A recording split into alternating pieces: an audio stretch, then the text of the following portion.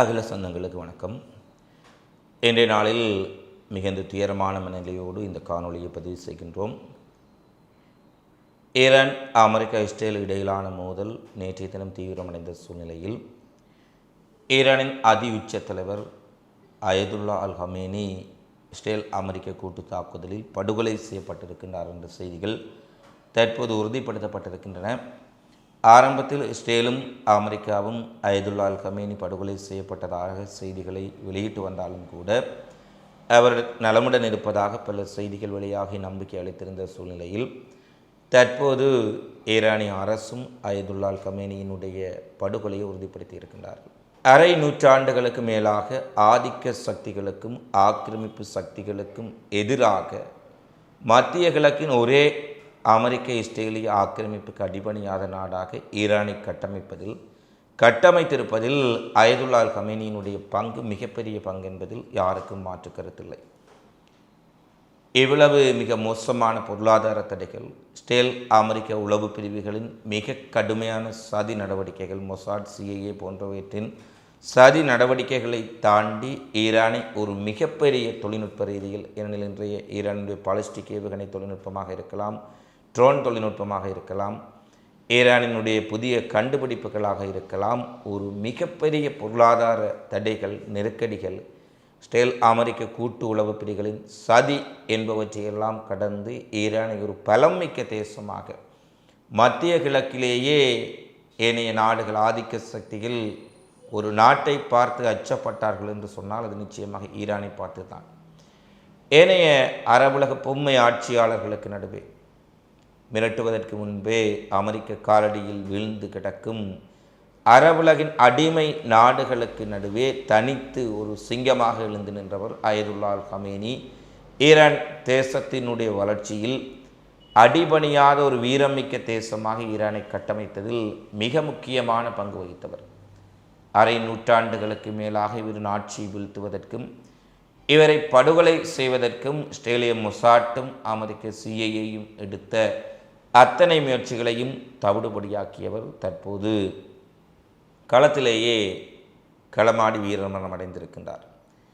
தன்னை சுற்றி ஆயிரக்கணக்கான போர் விமானங்களையும் போர்க்கப்பல்களையும் அமெரிக்காவும் இஸ்ரேலும் ஏகாதிபத்தியவாதிகளும் நிறுத்தி வைத்திருந்த போதிலும் கூட அவர்களிடம் அடிபணியாமல் ஆதிக்க ஆக்கிரமிப்பு சக்திகளுக்கின் கோரிக்கைகளுக்கு அடிபணிந்து மண்டியிடாமல் நாங்கள் போரை தேர்வு செய்ய போகின்றோம், ஈரான் தேசம் எப்போதும் அடிபணியாது என்று சொல்லி களம் கண்டவர். களத்திலே இறுதி மூச்சு வரை போர்ப்படைகளையும் இராணுவத்தையும் ஐஆர்ஜிசியையும் வழிநடத்தி கொண்டிருந்த போது ஈரான் தலைவர் கொல்லப்பட்டிருக்கின்றார் என்ற செய்தி வழியாக இருக்கின்றது. இந்த தாக்குதல் அமெரிக்கா இஸ்ரேலின் உடைய எதேச்சதிகார போக்கையும் தங்களுக்கு அடிபணியாத தனித்துவமாக செயற்படும் நாடுகளை அளிப்பதற்கு இவர்கள் எந்த எல்லை வரை செல்வார்கள் என்பதையும் தெளிவுபடுத்தி இருக்கின்றது. குறிப்பாக பாலஸ்தீன படுகொலையை இஸ்ரேல் அமெரிக்கா இணைந்து நடத்திய போது துணிச்சலாக இந்த படுகொலையை கண்டித்தது மட்டுமல்ல, பாலஸ்தீனர்களுக்கு ஆதரவாக இஸ்ரேலில் 2-3 தடவைகள் மிகப்பெரிய தாக்குதலையும் ஈரான் நடத்தியிருந்தார்கள். ஹமாஸ் இயக்கத்தினுடைய தலைவர் இஸ்மாயில் கனியே ஈரானில் வைத்து கொல்லப்பட்ட போது அதற்கு பதிலாக இவர்கள் நடத்திய ட்ரூ ப்ராமிஸ் 1 இருக்கலாம். ஹிஸ்புல்லா இயக்கத்தினுடைய தலைவர் கசன் நஸ்ரல்லா கொல்லப்பட்ட போது நடத்திய ட்ரூ ப்ராமிஸ் 2 இருக்கலாம். பல தாக்குதல்கள் இஸ்ரேல் அமெரிக்கா போன்ற மிகப்பெரிய இராணுவ வலிமை கொண்ட நாடுகளை கூட ஆட்டங்காண வைத்தன என்பதுதான் நிதர்சனமான உண்மை. ஈரான் அடக்குமுறைக்கு எதிரான, அநீதிக்கு எதிரான, ஏகாதிபத்திய ஆக்கிரமிப்பாளர்களுக்கு எதிரான ஒரு வடிவமாக இன்று உலகளவில் பதிவாக இருக்கின்றது. இவர் படுகொலை செய்யப்பட்டாலும் கூட இறுதி வரை ஆக்கிரமிப்பாளர்களுக்கு எதிராக போராடி மறைந்த ஒரு தலைவராகவே அயதுல்லா அல் ஹமேனி அவர்கள் வரலாற்றில் நினைவில் வைத்துக் கொள்ளப்படுவார்கள் என்பதில் எந்த மாற்றமும் இல்லை. அவர் மட்டுமல்ல, அவருடைய குடும்பத்தினரும் படுகொலை செய்யப்பட்டிருக்கின்றார்கள். அவருடைய மகள், மருமகள், பேரக்குழந்தைகள் வரை அவருடைய சுற்றத்தில் இருந்த 50க்கும் மேற்பட்ட உறவினர்கள் படுகொலை செய்யப்பட்டிருக்கின்றார்கள். அவரின் மெய்ப்பாதுகாவலராக இருந்த ஐஆர்ஜிசியின் மிக முக்கியமான இராணுவ தளபதிகள் படுகொலை செய்யப்பட்டிருக்கின்றார்கள்.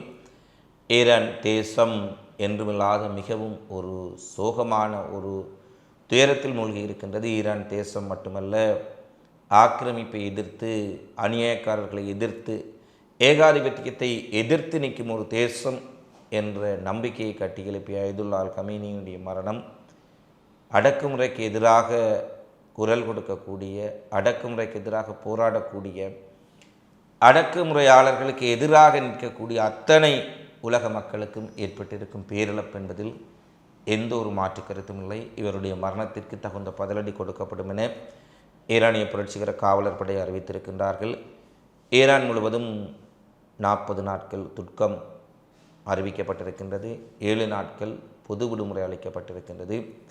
ஒட்டுமொத்த ஈரானே மிகப்பெரிய துயரத்தில் மூழ்கியிருக்கும் சூழ்நிலையில் அமெரிக்க, இஸ்ரேல் மட்டுமல்ல, ஒட்டுமொத்த மேற்குலகத்தின் ஆக்கிரமிப்புக்கும் ஏனைய நாடுகளை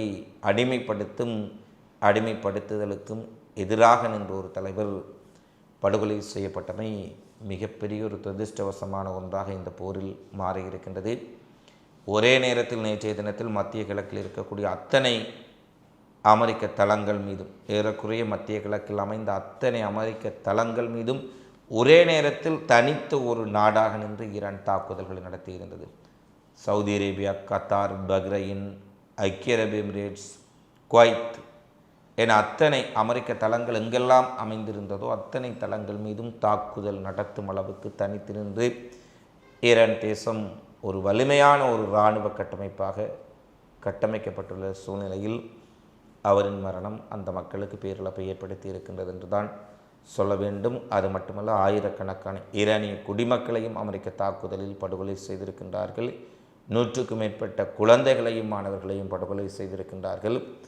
இதையெல்லாம் அமெரிக்க, இஸ்ரேலிய அவர்களுக்கு அடிவருடிகளாக செயற்படும் ஊடகங்கள் எவ்வாறு நியாயப்படுத்தப் போகின்றார்கள் என்பது மிகப்பெரிய வியப்பாகத்தான் அமைந்திருக்கின்றது. எனவே ஈரான் அதிகீச்ச தலைவர் அயதுல்லா அல் கமேனியின் உடைய மறைவில் துயரற்றிருக்கும் மக்களுடன் நாங்களும் எங்களுடைய துயரத்தை பகிர்ந்து கொள்கின்றோம். பல தலைவர்கள் உலகில் வாழ்ந்து மறைந்தாலும் சிலர் நினைவில் வைத்து கொள்ளப்படுவார்கள். வரலாறு அடக்குமுறைக்கு எதிரான மாவீரன் செகுவரா சொன்னதைப் போல, உன்னுடைய காலடியில் கிடந்து அடிமையாக வீழ்ந்து கிடப்பதை விட எழுந்து நின்று உயிரை விடுவது மேல் என்று சொன்ன செகுவாராவின் வாக்கியங்களை நினைவூட்டி கொண்டு அதிகீச்ச தலைவரின் உடைய மரணம் மீண்டும் அதிகார வர்க்கத்திற்கு அடிபணியாத ஒரு தலைவனுடைய வாழ்வை அடுத்த தலைமுறைக்கு விட்டு சென்றிருக்கின்றது. அடுத்து நடைபெறக்கூடிய நிகழ்வுகளை தொடர்ச்சியாக பேசுவோம்.